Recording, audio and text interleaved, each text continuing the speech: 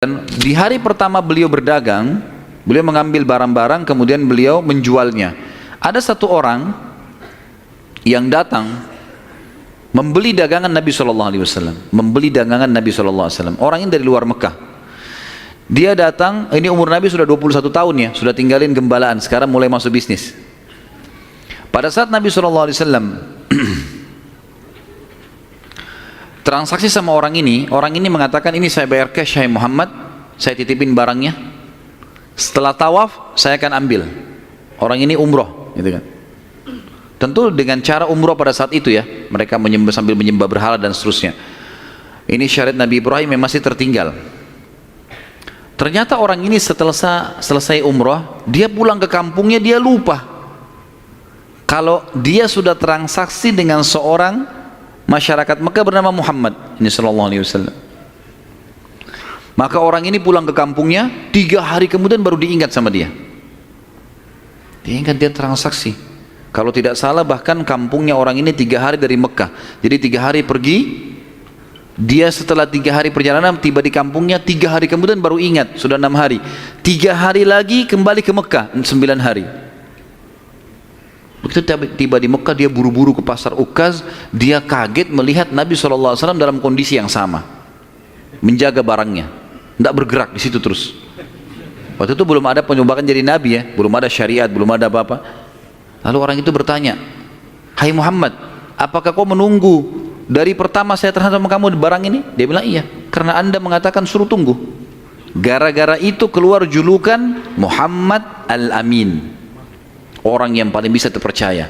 Ternyata subhanallah, kejadian ini membuat satu Mekah tersebar, bahkan banyak di wilayah-wilayah sekitar Jazirah terkenal ada orang di Mekah yang bisa dipercaya namanya Muhammad.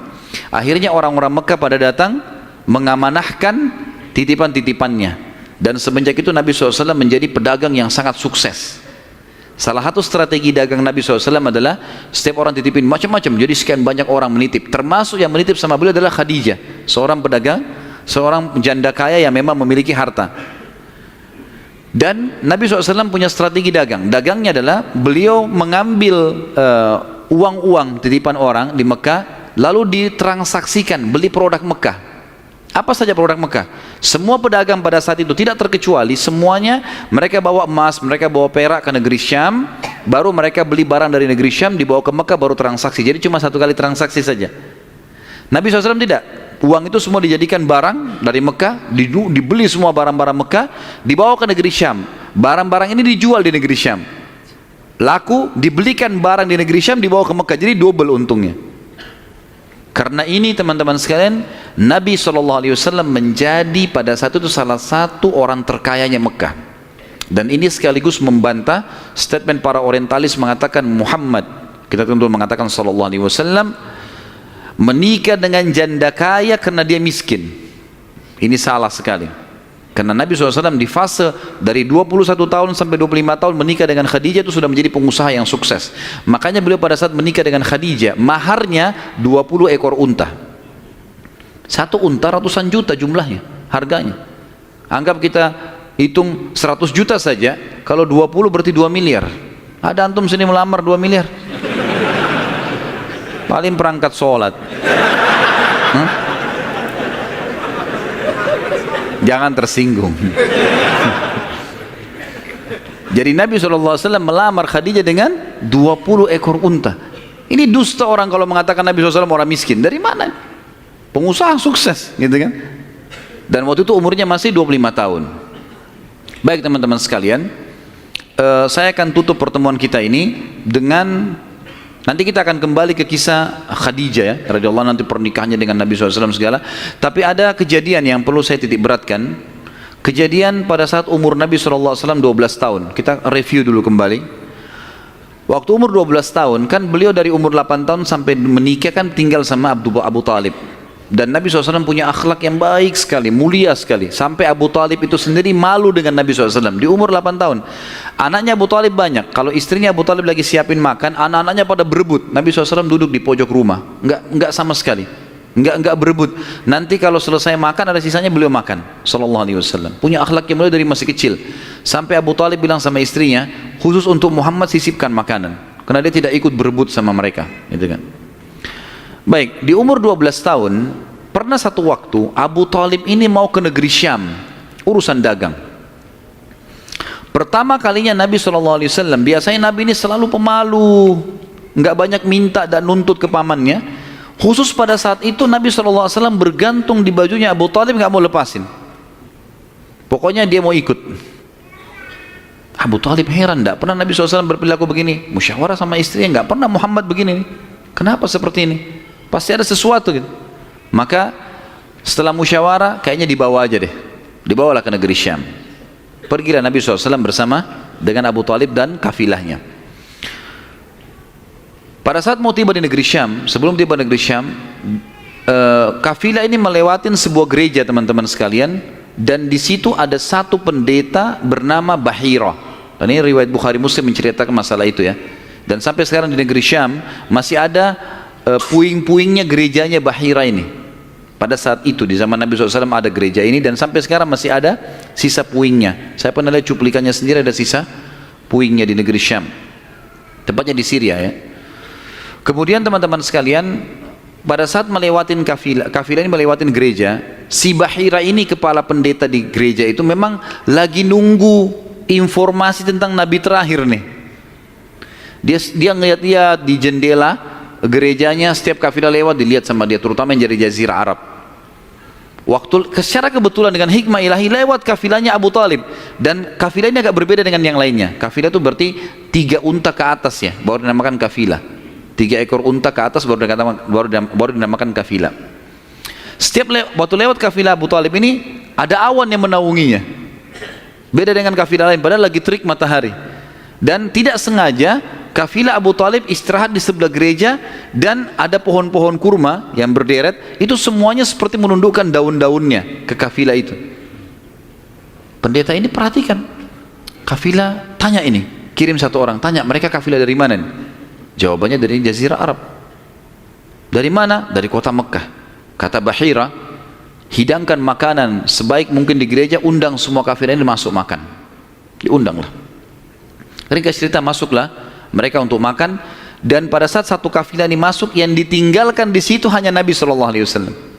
Nabi nggak boleh masuk, karena tradisi orang Arab dulu aib kalau anak kecil ikut makan.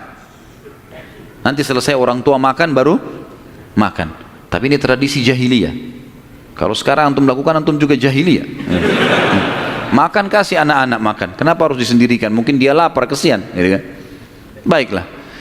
Waktu lagi makan, Bahira ini memperhatikan satu persatu orang-orang Quraisy ini, wajahnya, karena mereka tahu cirinya Nabi terakhir. Alisnya, wajahnya, mukanya, kulitnya, jalur nasabnya, semua jelas. Tidak semua, tidak ada tanda-tanda kenabiannya. Ini mukanya muka biasa semua. Maka si Bahira tanya, apakah masih ada dari kafilah kalian yang tidak ikut makan? Kata mereka, ada satu anak kecil di depan, kami suruh jaga barang kami. Kata Bahira, boleh saya ketemu? Oh silahkan. Mereka lagi asyik makan. Bahira keluar menemui Nabi SAW. Nabi lagi duduk di bawah pohon. Lalu Bahira memanggil dia, mengatakan, hai anak kecil, ikutlah dengan saya. Kafilahnya disuruh jaga oleh beberapa pegawainya Bahira ini. Masuk di satu ruangan di gereja.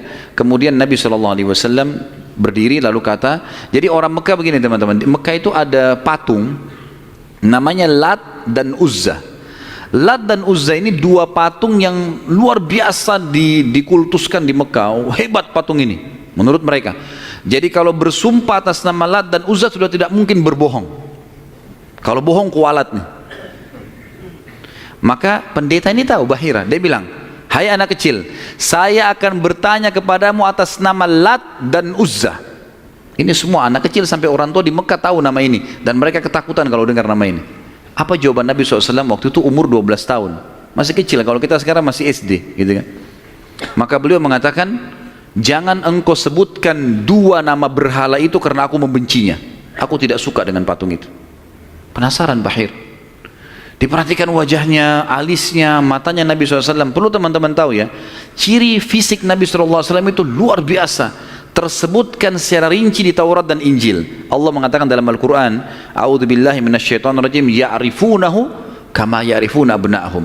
Orang-orang ahli kitab, terutama Yahudi dan Nasrani ini, maksudnya orang Yahudi dan Nasrani, betul-betul mengetahui Muhammad SAW sebagaimana mereka mengenal anak-anaknya, karena terinci. Disebutkan dalam hadis, alis Nabi SAW seperti busur panah yang lebar, berwarna hitam dan tebal. Bola mata beliau SAW besar, kelopaknya, dan dipenuhi dengan bulu mata yang lebat. Bola matanya putihnya putih bersih, hitamnya hitam pekat. Hidungnya yang mancung, bibir, dahi dan pipi yang setara dengan wajah, tidak oval dan juga tidak bulat, gitu kan. Kulitnya sangat putih sampai Nabi SAW pipinya kemerah-merahan. Jadi sangat tampan, luar biasa. Sampai ahli hadis mengatakan kalau Yusuf alaihissalam diberikan sepertiga gagahan dunia, maka Nabi SAW memberikan seluruh kegagahan dunia. Tidak pernah ada orang melihat Nabi SAW tidak suka. Manusia terbaik, pilihan, paling sempurna nasabnya, paling sempurna ilmunya, fisiknya, segala-galanya. Bahira memperhatikan Nabi SAW, ini semua ciri yang disebutkan dalam Injil ada. Dia masih bimbang, dia ingin buktikan satu hal. Apa itu? Dalam Taurat dan Injil juga disebutkan Nabi, setiap Nabi itu punya tanda kenabian. Apa tanda kenabian teman-teman sekalian? Sebuah daging yang menggumpal di pundak sebelah kanan, dan daging itu berwarna merah kehitam-hitaman dan dimiliki dengan atau memiliki bulu yang lebat. Maka Bahira berkata, hai anak kecil, apa kau izinkan saya untuk melihat punggungmu? Dia mengatakan, iya silakan. Dibukalah oleh Nabi SAW. Begitu dia lihat tanda itu, lalu Bahira menciumnya dan mengatakan, kaulah orangnya.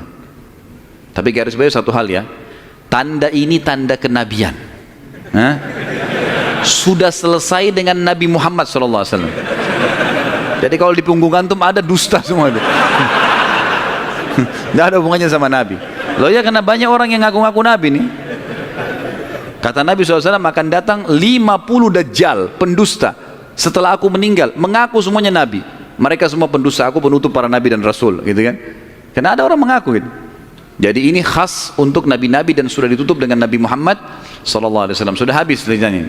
Nah, jadi kalau ada yang gumpal-gumpal itu daging numpang aja.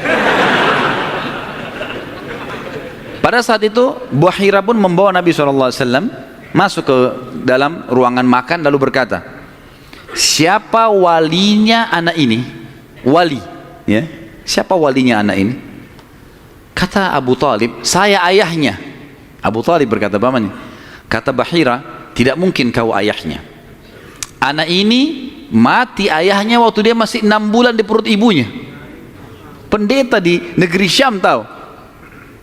Anak ini meninggal ayahnya waktu dia umur 6 bulan di perut ibunya, dan ibunya meninggal pada saat dia umur 6 tahun, serta dia dibina dan dididik. Dibina itu maksudnya dikasih kalau bahasa Arab itu bina itu berarti seperti bangunan itu dibanguni, dididik, dibesarkan dan seterusnya oleh kakeknya sampai umur 8 tahun. Dan kalau kau benar kerabatnya, kau adalah pamannya.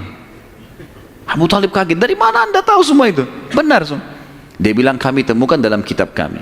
Ketahuilah, keponakan kau ini adalah nabi terakhir yang sedang ditunggu oleh orang-orang.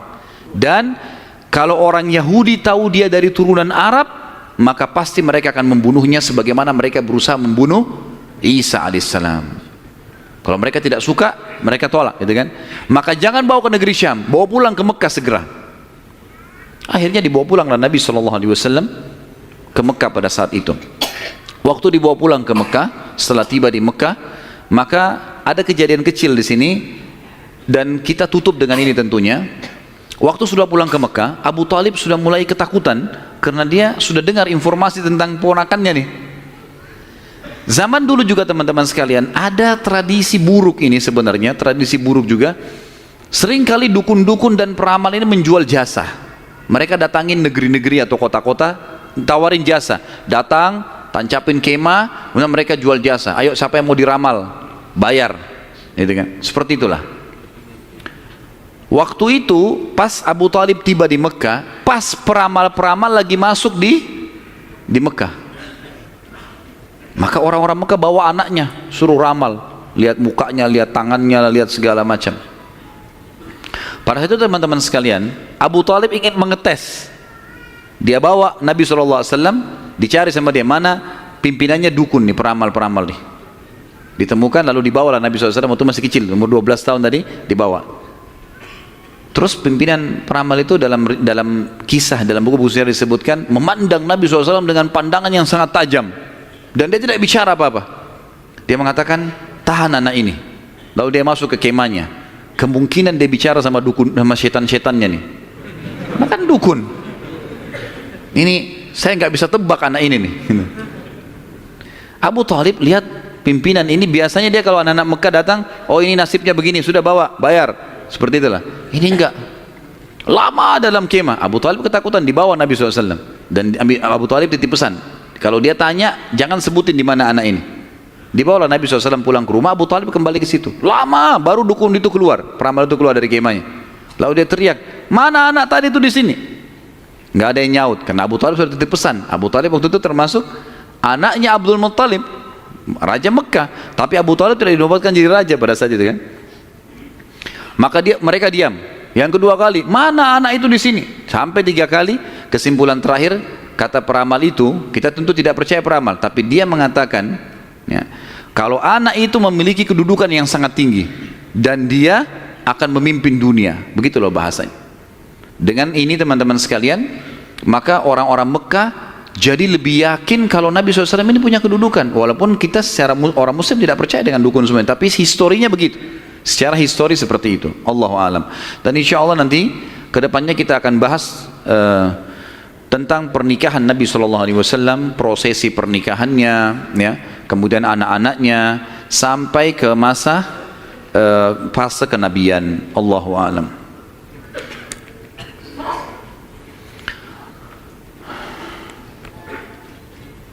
Saya akan baca pertanyaan dan saya berharap pertanyaan sesuai dengan tema teman-teman sekalian. Dan tolong saya datang jauh-jauh ke sini bukan untuk dites, ya. Jadi nggak usah ngetes-ngetes. Nah, kalau antum sudah tahu, alhamdulillah, bawa ilmunya pulang. Nah. Jadi tanya yang tidak mengerti. Kalau sudah ngerti nggak usah tanya. Nah. Apakah riwayat yang mengatakan bahwa Hamzah radhiyallahu anhu seumuran dengan Rasulullah SAW itu salah? Karena dari riwayat yang antum ceritakan, Hamzah lebih tua dari Abdullah. Mohon penjelasan riwayat-riwayatnya. Yang dimaksud dalam riwayat Nabi SAW sebaya, bukan seumur dengan Hamzah. Sebaya, orang-orang Arab itu membahasakan sebaya itu seperti orang yang setara postur tubuhnya, ya, dekat paras wajahnya. Jadi bukan masalah umur. Karena jelas sekali anak Abu Talib, Abdul Muttalib yang paling musuh Abdullah. Hamzah kakaknya memang, kakak Abdullah, gitu kan. Ya, itu dimaksud dengan sebaya. Makanya waktu Hamzah terbunuh di perang Uhud itu memang diceritakan sudah tua, gitu kan, radhiyallahu anhum. Kalau Nasrani dulu beriman, tapi kok sekarang tidak beriman kepada Allah? Tanya mereka. Hah? Kenapa tanya saya? Hah? Salah pertanyaan ini. Kenapa sekarang tidak beriman, kan gitu? Baiklah, saya berikan gambaran saja, mudah-mudahan masuk. Orang-orang Nasrani, di antara tafsir Al-Fatihah yang disebutkan oleh Ibnu Abbas radhiyallahu anhu, ghairil maghdubi alaihim waladdallin, bukan orang-orang yang kau murkahi ya Allah, dan bukan orang-orang yang sesat. Kata Ibnu Abbas, ini Ibnu Abbas hibr ummah, ini ulamanya sahabat, terutama dalam ilmu tafsir, gitu kan. Beliau mengatakan maghdubi alaihim, orang yang dimurkai adalah Yahudi, dhalin, sesat adalah orang-orang Nasrani. Lalu dirincikanlah, kenapa Allah murka dengan orang Yahudi? Karena Yahudi tahu betul kebenaran Islam, tapi mereka nolak. Dan bukan cuma Nabi Muhammad SAW, mereka sudah menolak Nabi Isa sebelumnya. Padahal alasannya mereka nolak sekarang masuk Islam karena mereka bilang Nabi terakhir dari Bani Israel, bukan dari Arab. Karena Arab kami nggak mau. Tapi ini dusta, karena Nabi Isa sebelumnya sudah dari Bani Israel, tapi mereka tidak mau imani. Jadi dusta saja gitu. Maka Ibn Abbas mengatakan maghdubi alaihim, orang-orang Yahudi. Kemudian Nasrani dhalin, Yahudi tahu kebenaran tidak mau diikuti, maka Allah murka. Dhalin adalah sesat. Sesat kenapa? Sesat maksudnya apa? Orang sesat jalan berarti dia tidak punya ilmu, kan gitu. Orang-orang Nasrani mau menyebarkan agama mereka, tapi mereka salah dengan mengatakan Trinitas misalnya, gitu kan. Sementara Allah mengatakan lam yalid wa lam yulad, gitu. Dan memang dalam agama, dalam kelompok Nasrani sekarang masih ada kelompok Nasrani yang mentauhidkan Allah. Umumnya yang dapat hidayah dari mereka-mereka ini. Tapi kalau yang mengatakan Trinitas ini biasanya sudah terdoktrin dengan keyakinan itu, dan Allah sudah mengatakan A'udzubillahi minasyaitonir rajim. Laqad kafara alladziina qalu innallaha tsalitsu tsalatsa. Telah kafir orang-orang yang mengatakan Allah itu atau Trinitas ya. Saya sarankan teman-teman, saran saya ya, tentu saya tidak kenal orang ini, tapi saya sendiri melihat cuplikan di YouTube yang disampaikan benar. Saya belum ikutin semua serialnya, tapi saya melihat orang ini, dia ahli sejarah dari Palestina dan dia coba mengangkat tentang kenapa bisa ada Nasrani yang mengatakan Trinitas dan ada yang juga masih mentauhidkan Allah. Namanya Jihad Turbani. Jihad Turbani ini kalau teman-teman ketik, insya Allah sudah ada terjemahan bahasa Indonesia. Ada salah satu serialnya, dia menjelaskan tentang perpecahan Nasrani dan sebab-sebab, kemudian kapan terjadi, bahkan orang-orang yang mengatakan Trinitas membunuh orang-orang Nasrani yang bertauhid kepada Allah. Banyak hal yang dibongkar sama dia. Mungkin ini lebih banyak memberikan jawaban kepada penanya, insya Allah, gitu kan? Saya sarankan begitu, dan insya Allah cuplikannya nggak lama, 15 menit, 20 menit gitu. Apakah Lat, berhala, adalah keturunan dari Abdul Manaf? Tidak pernah ada riwayat masalah itu. Allahu a'lam. Tanya sesuatu yang ada isinya, gitu. Karena kalau Lat, nama patung, kalau mau ditanya keturunan Abdul Manaf, tidak ada sesuatu yang kita bisa ambil. Artinya tidak perlulah dia keturunan Abdul Manaf atau bukan, nggak penting buat kita, gitu ya. Apakah Najasyi di zaman Abraha sama dengan Najasyi yang di zaman Nabi SAW yang menerima beberapa sahabat di Habasyah? Tentu saja bukan. Saya bukan. Yang lebih kuat pendapat mengatakan karena Najasyi kan istilah, saya sudah bilang tadi, istilah raja seperti Kaisar, seperti Kisra, gitu kan, seperti Tubba. Jadi dibawa si siapa namanya Najasyi ini, itu nama induknya, nanti ada nama-nama orang lagi. Yang lebih kuat yang saya temukan dalam buku-buku sejarah bukan yang hidup di zaman Nabi SAW, karena ini jauh di zaman Abraha, ya, masih jauh sebelum Nabi SAW lahir malah. Allahu a'lam. Ya. Sudah? Baik. Mungkin begitu dulu saya teman-teman sekalian. Sesuai tema nggak? Karena ada saya temukan banyak orang tidak sesuai dengan tema. Ada juga orang yang sengaja ngetes. Lempar pertanyaan, sengaja ngetes, terulang-ulang. Dan sekarang itu yang banyak dipelintir-pelintir di YouTube tuh. Diambil lagi tanya jawab, dipelintir lagi, dibuat masalah lagi. Untuk apa ini semua? Kalau ada teman-teman yang hadir sini, saya nasihati bertakwa kepada Allah. Hadir majelis ilmu, niat untuk ilmu. Sudah fahamnya, sudah amalkan. Semua ada pertanggungjawaban di hadapan Allah SWT. Dan saya manusia biasa, ikhwan akhwat sekalian, saya bisa salah kan gitu. Tapi kesalahan saya untuk dinasihati, bukan untuk dijadikan masalah, karena semua orang salah kan. Sahabat saja punya pendapat dua kadang-kadang. Imam Syafi'i pernah punya pendapat lama dan pendapat baru. Bukan sesuatu yang manusia bisa salah gitu kan. Imam Abu Hanifah, Imam Ahmad, 4 imam madhab ini mereka punya pendapat lama dan pendapat baru. Kadang-kadang diperbaiki dengan pendapat yang baru karena dulu pernah keliru. Wajar saja. Kadang-kadang kita salah mengucapin sesuatu, mungkin kesalahan kedangkalan ilmu atau mungkin kesalahan menyebutkan. Maka ini harus lebih hati-hati teman-teman sekalian. Bagaimana menanggapi tuduhan non-muslim mengenai kematian Rasulullah SAW yang katanya beliau meninggal karena diracuni oleh wanita Yahudi sewaktu di Khaybar? Semoga anak Ustadz yang sedang sakit diberi kesembuhan. Jazakallah khair. Amin insyaallah. Tentu kalau saya pribadi, saya bukan menemukan itu pendapat Nasrani. Itu pendapat sebagian ahli sejarah muslim. Karena memang Nabi SAW, nanti akan kita bahas di fase Khaybar, peperangan Khaybar, beliau sempat dihidangkan memang makanan racun. Dan ada satu sahabat yang memakan makanan yang sama racunnya, itu lumpuh sahabat itu, dan meninggal beberapa waktu setelah lumpuh karena ganasnya racun itu. Maka sebagian ahli sejarah muslim mengatakan Nabi SAW berkumpul pada beliau berkumpul pada dua hal kemuliaan pada saat meninggal dalam keadaan Nabi dan meninggal pada saat mati syahid. Ini ijtihadnya sebagian ulama, tapi kita tidak ambil pendapat orang-orang Nasrani, ini pendapat memang sejarawan muslim. Allahu a'lam. Baik, sampai sini insyaallah bahasan kita, dan kita akan lanjutkan nanti dengan izin Allah kalau Allah masih panjangkan umur dan berkahi. Bulan depan insyaallah masalah menikahnya Nabi SAW dengan Khadijah, keturunannya, kemudian beberapa hal yang berhubungan dengan itu. Kemudian kita masuk insya Allah ke masalah fase penobatan kenabian, insya Allah, biidznillah. Mungkin begitu. Semoga apa yang kita bahas pada hari ini bermanfaat buat kita semua, dan semoga semua dosa yang pernah kita lakukan dimaafkan oleh Sang Pencipta Allah dan diganti menjadi pahala dengan kemahamurahannya, dan semoga semua amal yang pernah kita kerjakan diterima olehnya.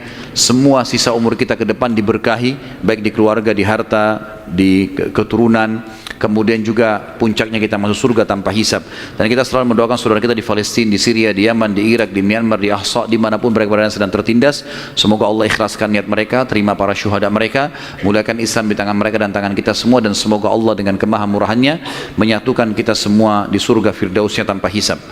Kalau ada benar dari Allah, kalau ada salah dari saya mohon dimaafkan. Sebelum kafaratul majlis, saya mengajak teman-teman sekalian untuk kembali ke web resmi di www.khalidbasalamah.com, dan saya ingatkan, kalau ada teman-teman yang ingin menyebarkan ceramah, maka saya sarankan tidak ada komersial, jangan dikomersialkan, gitu kan.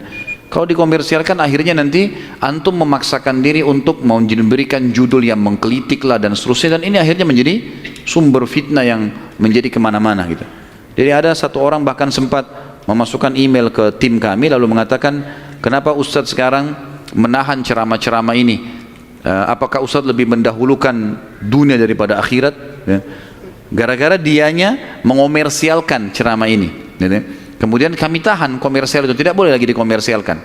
Kalau tim kami yang mengomersialkan itu hak, karena kita yang shooting, kita yang segala, itu hak umum saja, tidak ada pelanggaran agama. Tapi teman-teman ini mengomersialkan, lalu kemudian dia bersangka buruk, gitu. Mengatakan saya sudah mengupload sekian ratus ceramah, lalu ada si fulan sekian ratus ceramah, sekian bulan, kenapa harus ditahan? Gitu. Kami nggak tahan, asal tidak dikomersialkan. Tapi komersial melanggar akad, kan itu. Jadi tidak boleh sama sekali teman-teman sekalian. Cukup dengarkan, sebarkan sebagai hal yang bermanfaat. Kemudian juga insya Allah besok subuh biidznillah kita akan bahas buku, bedah buku judulnya Akibat Makanan Haram. Dan teman-teman bisa temukan bukunya insya Allah dengan panitia masjid. Itu buku kecil dan insya Allah kita akan bahas secara terinci. Mudah-mudahan Allah mudahkan, insya Allah kita selesaikan juga. Dan temanya sudah diangkat sebenarnya di YouTube. Kemarin tablik akbar di Makassar sekitar 2 jam lebih. Tapi besok mungkin karena waktu kita kepepet, saya akan masuk ke poin-poin intinya. Allahu a'lam. Subhanakallahumma wa bihamdika asyhadu an la ilaha illallah astaghfirullah wa atubu ilaih. Wassalamualaikum warahmatullahi wabarakatuh.